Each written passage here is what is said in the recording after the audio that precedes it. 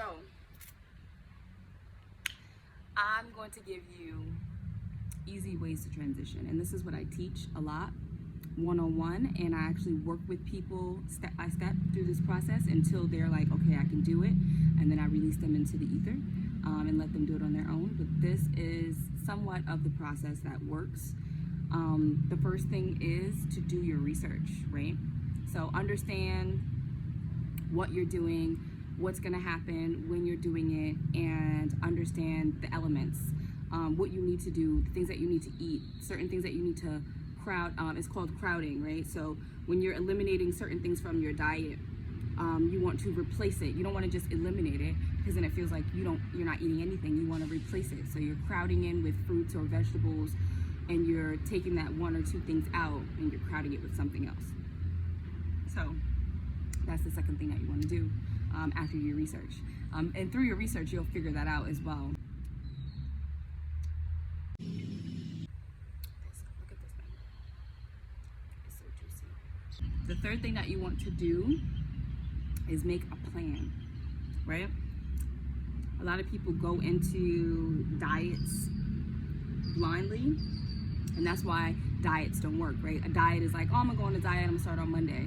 And then by like Wednesday, your diet is over with because you didn't have a plan. Like you didn't have, that's why people who do meal preps are somewhat successful, because they have a plan. On Sunday, they have their food from Sunday to Sunday. But I can never meal prep because I like my food fresh every day. Like I want hot, fresh food every day. I can't do no meal prepping.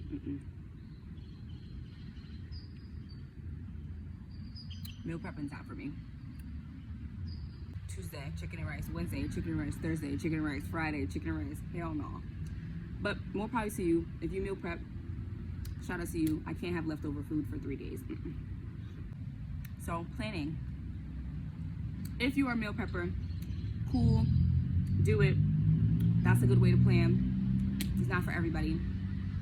But planning things, having a plan, meaning knowing what you're gonna do and making it bite size. You know what I mean? Like we all have this big plan, like, oh, I wanna lose 50 pounds.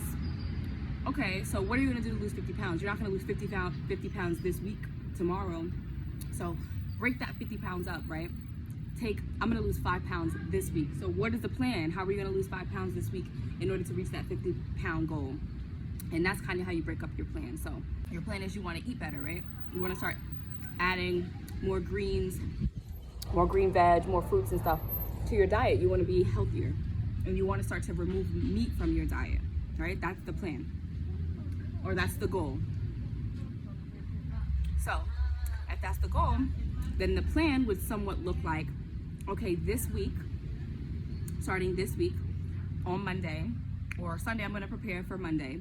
On Sunday, I'm gonna write down what I'm gonna do every single day this week from Monday to Friday or from Monday to Saturday in order to prepare myself to add more green vegetables and fruits to my diet.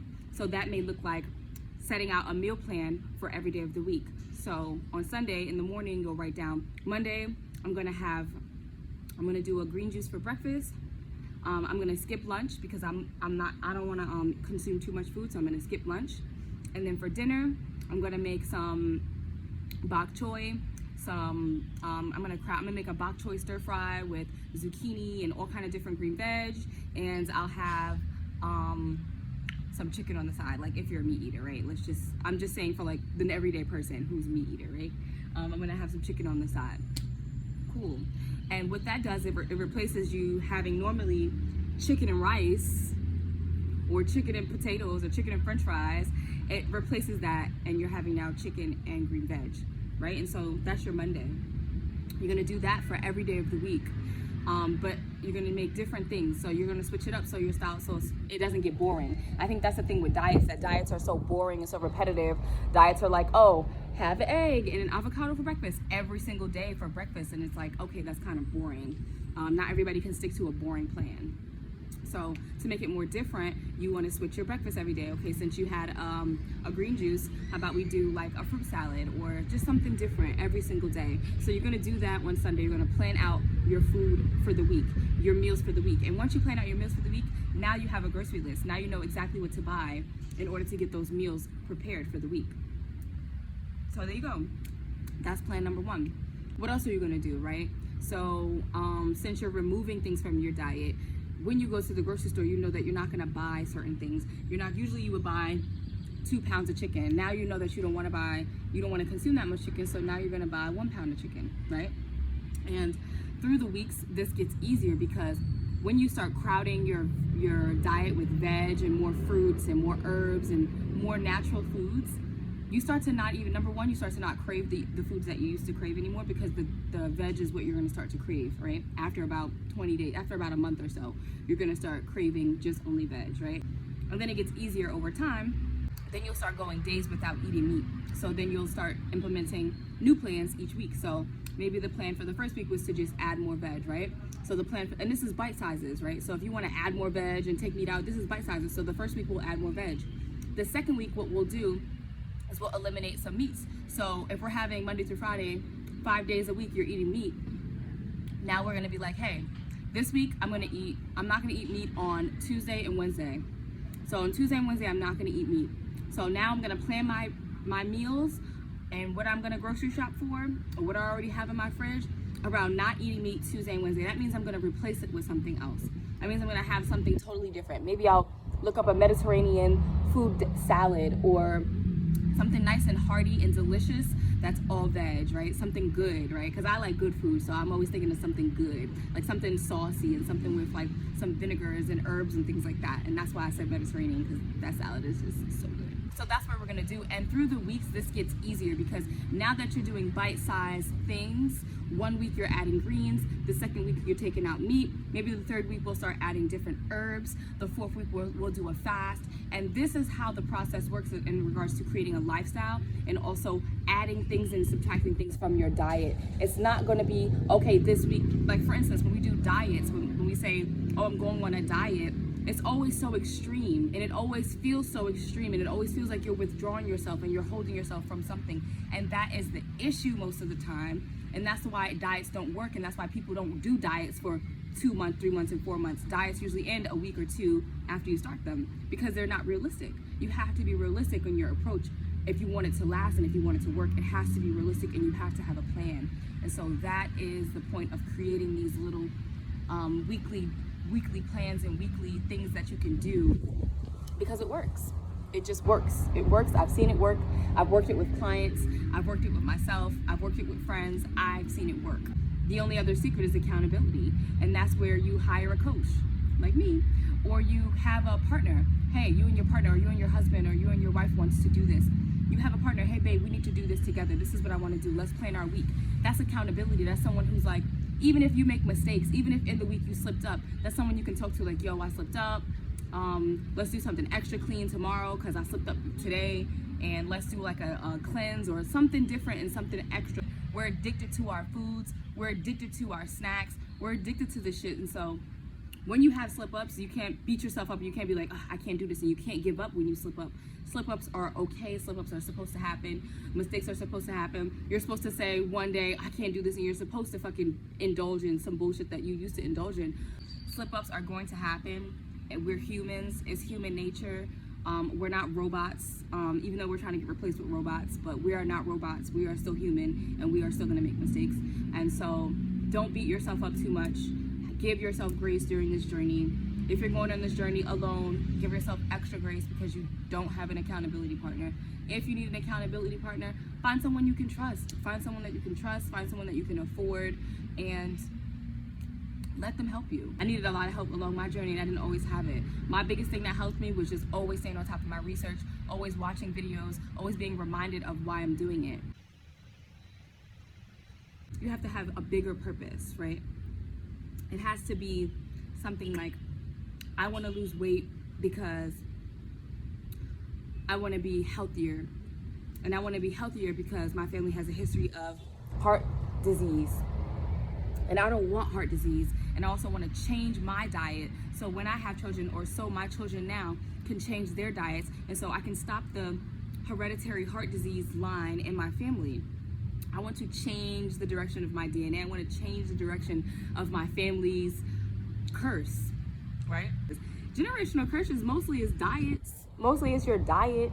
You got cursed with this beautiful recipe that is delicious but terrible for you, and everybody you know has died from cancer or heart disease, and now here you are, young enough with no disease, and you have the ability to change the direction of your life, and you have the ability to change the direction of your kids' life, because kids only follow what you do. And so if you're eating healthy and you're doing all this different stuff, your kids are naturally going to fall into line, and they're going to be like, I saw my mom doing this, or I saw my dad doing this, and I want to do this too, or I've been eating like this since I was a kid.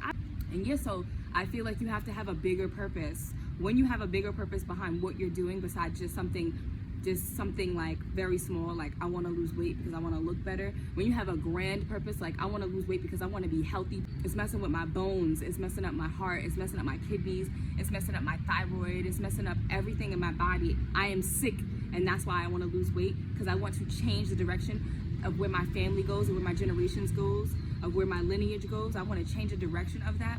Then that's when you have such meaning behind it that you want to do it, and it carries you. That purpose will carry you through those days where you're having slip-ups. It'll carry you through those days where you may have weakness, or you don't have anyone to talk to, or you know what I mean? It'll carry you through those days.